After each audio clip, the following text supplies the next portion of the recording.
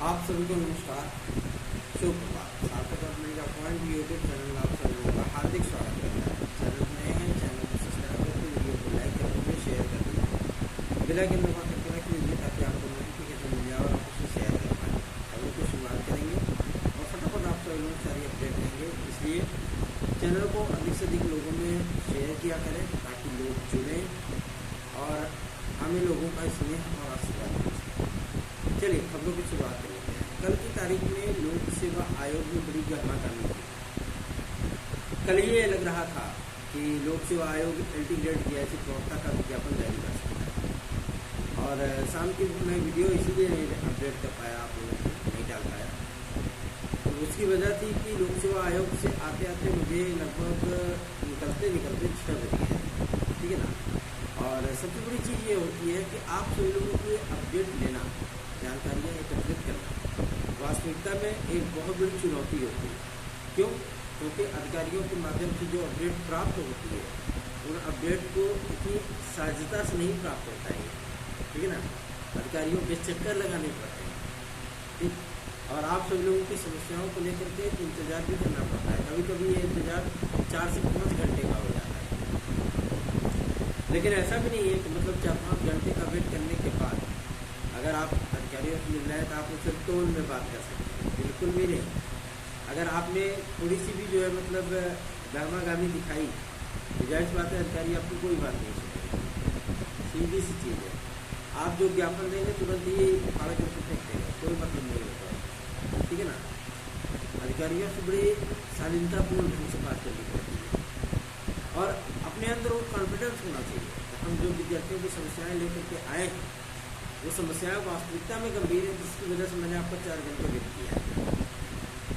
इन तमाम चीज़ों की अपडेट मैं आप सभी लोगों को देने चल रहा हूँ, इसलिए आप सभी लोगों से रिक्वेस्ट करूँगा कि अधिकाधिक संख्या में वीडियोज़ को शेयर किया जाए।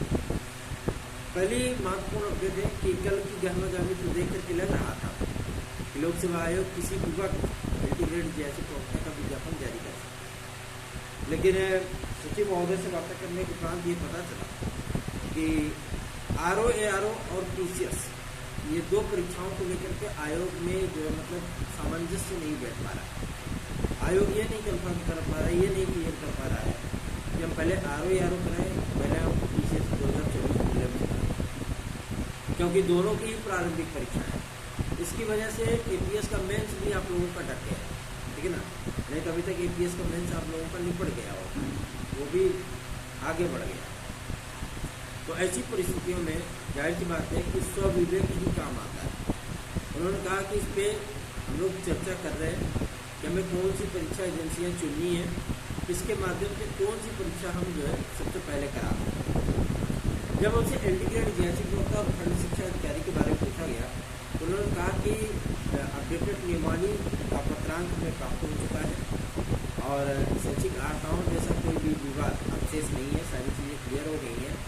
पदों का ब्यौरा अभी चूंकि हमें प्रमोशन वाला जो पद था वो प्राप्त नहीं हुआ था एलटी ग्रेड का और जीएससी लेक्चरर का, क्योंकि कुछ नियमावलियों में बदलाव हुए हैं। तो उन बदलावों को हम लोग बाकायदा सीरीज से देख रहे हैं और सारी चीज़ें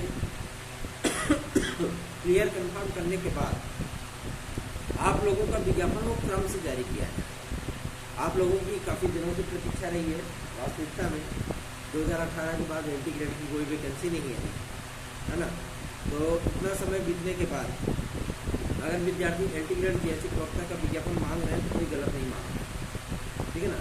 उन्होंने इस बात को स्पष्ट किया है कि परीक्षा का जो शेड्यूल है वो 10 जून सन 2024 से लेकर के 31 दिसंबर सन 2024 तक का है।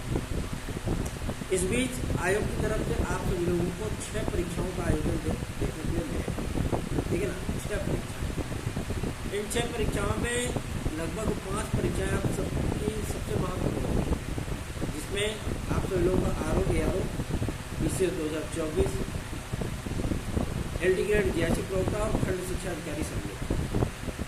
सबसे बड़ी बात ये है कि आखिर विज्ञापनों में इतना देरी क्यों।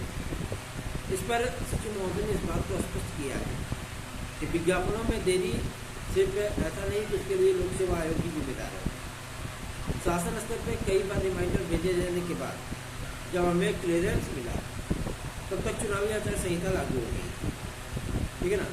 जब ये सारी चीज़ें क्लियर हो और पब्लिक डोमेन होने के बाद जो शैक्षिक आर्ताएँ परिवर्तित होनी चाहिए, वो माध्यमिक शिक्षा सेवा अधिनियम जो परिवर्तित हुआ है वो राजकीय शिक्षक सेवा नियमावली में भी लागू होना चाहिए, ऐसा कोर्ट का भी आदेश है, ठीक है ना।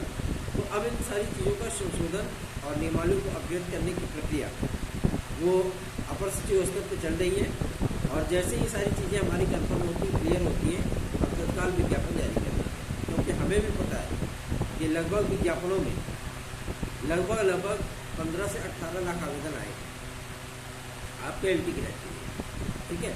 तब तक हमें अपडेटेड जो पद हैं जो प्रमोशन के माध्यम से खाली हुए हैं वो भी प्राप्त हो जाएंगे। विद्यार्थी सोचते होंगे कि काफ़ी दिन हो गए अभी तक विज्ञापन आया नहीं, भैया रोज कुछ न कुछ अपडेट देते रहते हैं, है ना। ये सारी चीज़ें मैंने काफ़ी लोगों के मैसेजेस में भी देखी हैं, हमारे पास मैसेज जो विद्यार्थी करते हैं, मैंने सारी चीज़ों को बाकायदा देखा है।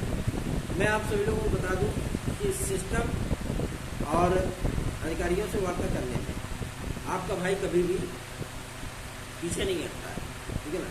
हम हमेशा ही प्रयास करते हैं कि आप सभी लोगों के लिए कुछ बेहतरीन सा रिजल्ट सामने लेकर के। इस समय आपका भाई अकेला ही प्रयास कर रहा है, बाकी और कोई भी नहीं है, ठीक है। और रही बात माध्यमिक शिक्षा मंत्री महोदया की, तो उनको भी एक ज्ञापन आप लोगों ने सेंड किया था, वहीं से हम लोगों को क्लियरेंस मिला कि ये शैक्षिक आर्ता का विवाद समाप्त हो गया है, सारी चीज़ों को गवर्नमेंट ने क्लियर कर दिया। मतलब ये है कि आयोग स्तर पर काम चल रहा है ना, आयोग स्तर की वैकेंसी लिखी है। पहले सचिव महोदय ने इस बात को स्पष्ट किया है कि हमारी जो कुछ थोड़ी सी समस्याएं चल रही हैं, ठीक है ना, क्योंकि हमारी कुछ मुख्य परीक्षाएँ हैं। मुख्य परीक्षाओं का मतलब ये है कि PCS डिले हुआ, RO कैंसिल हुआ, APS डिले हुआ, ये इनकी मुख्य परीक्षा है, ठीक है ना। अब इनको पहले क्लियर करना पड़ेगा, लेकिन उसके पहले आप लोगों को LT और DRC का विज्ञापन भी मिल जाएगा। ये विज्ञापन क्योंकि विवादित नहीं होगा, सारी स्थितियाँ परिस्थितियाँ एकदम क्लियर है, स्पष्ट है। अब सिर्फ लोक सेवा आयोग को क्या करना है, विज्ञापन जारी करना है, ठीक है ना। तो आप सभी लोगों को ज़्यादा वेट नहीं करना पड़ेगा। जहाँ तक मुझे कल की गामा गामी देख करके तो यही लग रहा था कि आप लोगों का विज्ञापन आज शाम तक ही आ जाएगा, ठीक है ना, क्योंकि अधिकारियों की पूरी तैयारियाँ थी, लेकिन सहमति नहीं बन पाई, बात नहीं बन पाई कि पहले कौन सा परीक्षा कैलेंडर में किसको स्थान दिया जाए, ठीक है ना। पहले RO को दिया जाए कि PCS को दिया जाए कि आपके LT DRC को कब दिया जाए, ये सारी चीज़ें स्पष्ट नहीं हो पाई। हम लोग तो यही एक्साइटमेंट में थे कि आज विज्ञापन मिल जाएगा, लेकिन नहीं मिल पाया, सहमति नहीं बन पाई। लेकिन चिंता की कोई बात नहीं है, बहुत जल्दी आप लोगों के सपने साकार होने चल रहे हैं। चलिए आगे बढ़ते हैं। अब बात करेंगे आपके एक और महत्वपूर्ण मुद्दे को लेकर के, जो कि संबंधित है TGT PGT प्रतीक्षा सूची 2016-2021 के लिए। 2016-2021 के जो हमारे भाई बहन वो कुछ ज़्यादा ही नर्वस और चिंतित होते हैं कि आखिर देखिए, जब कानूनी लड़ाई या तकनीकी समस्याओं से जूझता है कोई इंसान, है ना, उसमें हर किसी की बात को सुनना पड़ता है, ठीक। और हमने आयोग स्तर पर भी पता किया है, शिक्षा संरक्षण आयोग में आपके लायक बहुत जल्दी ही आने वाले हैं। क्यों? क्योंकि जो ये में चल रहे हैं, इनमें जो नियमावली बनाई गई है शिक्षा संरक्षण आयोग की, ठीक है ना, प्रतीक्षा सूची के विषय में उसमें भी इंक्लूडेड किया गया है। जो कोर्ट में केसेस चल रहे हैं उसमें कोई आदेश आता है तो उसकी काउंसलिंग शिक्षा संरक्षण आयोग के माध्यम से ही आपको देखने के लिए, मतलब शिक्षा निदेशालय से देखने के लिए। और शिक्षा निदेशक महोदय से भी हम लोगों ने ये बातें स्पष्ट करनी है।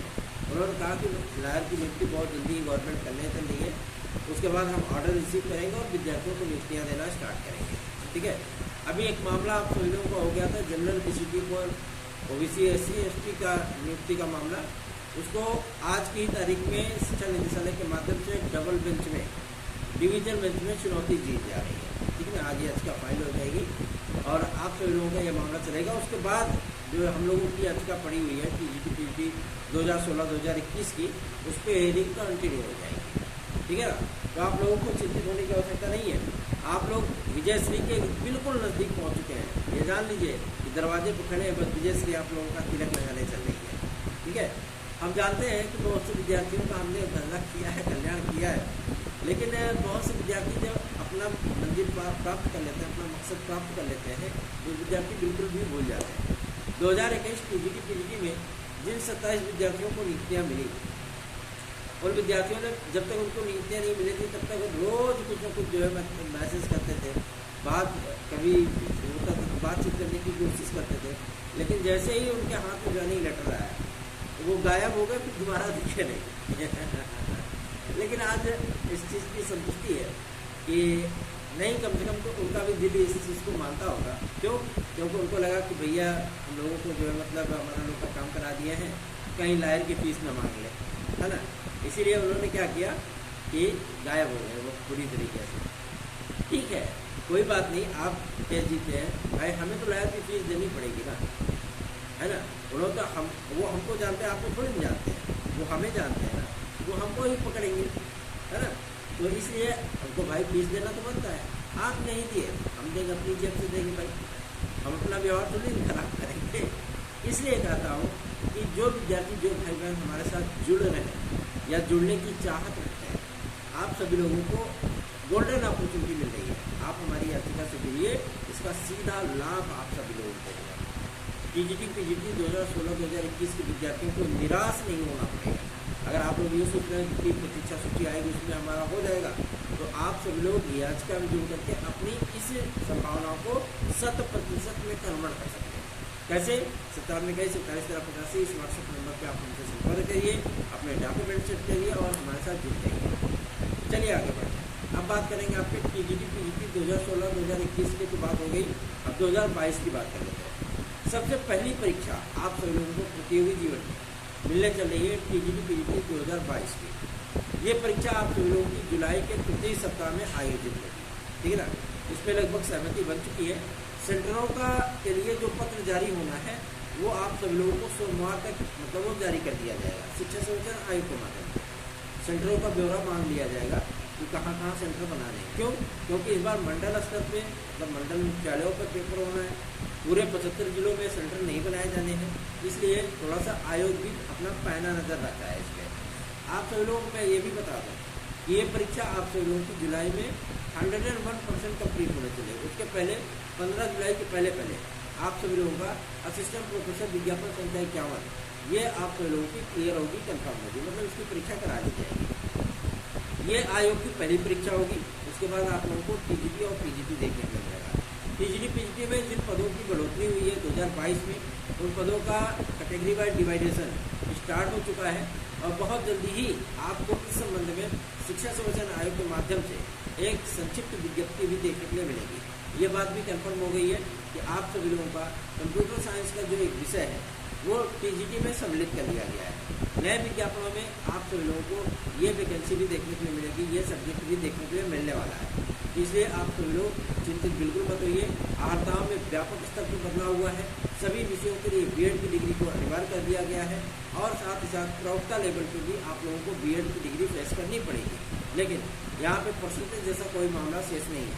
हाँ, इतनी बातें जरूर है कि ग्रेजुएशन स्तर पर 45% को लागू करने की विचारधारा को जो है मतलब यथार्थ में उतारने की बातें सामने आ रही हैं, लेकिन ये कहाँ तक तार्किक हो पाएगा इसमें संदेह। चलिए आगे बढ़ते हैं।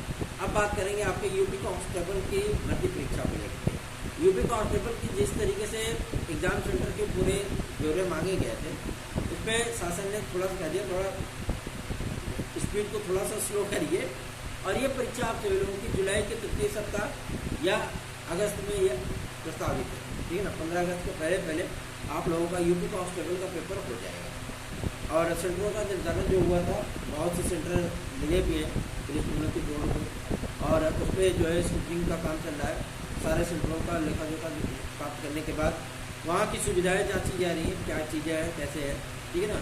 लेकिन ये परीक्षा आप सभी लोगों को जून महीने में नहीं, क्योंकि बहुत से विद्यार्थी पूछ रहे थे ये जून में हो सकती, क्या जून में नहीं होगी। ये परीक्षा आप सभी लोगों को जुलाई या अगस्त में ही देखने को मिलने वाली है, इसके पहले ये परीक्षा नहीं होगी। एडेड जूनियर हाई स्कूल शिक्षक भर्ती के लिए भी जो नए अध्यासन मिले थे माध्यमिक शिक्षा संवर्धन बोर्ड और पीएनपी को, पीएनपी को, वो पूरे ब्यौरा जो है वो आपके शिक्षा निदेशालय से डायरेक्ट आ गए हैं शिक्षा संवर्धन आयोग, ठीक है ना। अब यहाँ पे इन सारी चीज़ों की स्क्रीनिंग की जाएगी कि कहाँ कौन से अध्याचन सही हैं, है ना। इन सारी चीज़ों का क्लियरेंस करने के बाद इसको परीक्षा कैलेंडर में भी सम्मिलित किया जाएगा। सूचना ये प्राप्त हो रही है कि आयोग ने सहमति दे दी है, मतलब निर्वाचन आयोग ने, कि आप परीक्षा नियंत्रक सचिव आदि की नियुक्ति कर सकते हैं। शासन स्तर पे ये चीज़ें आकर के लटक गई हैं। अभी मुख्यमंत्री महोदय थोड़े से व्यस्त चल रहे हैं, चुनाव की कैंपेनिंग चल रही है उनकी, है ना, और जगह जगह वो भाई जनसभाएँ वगैरह कर रहे हैं, जिसकी वजह से वो मीटिंग नहीं ले पा रहे हैं।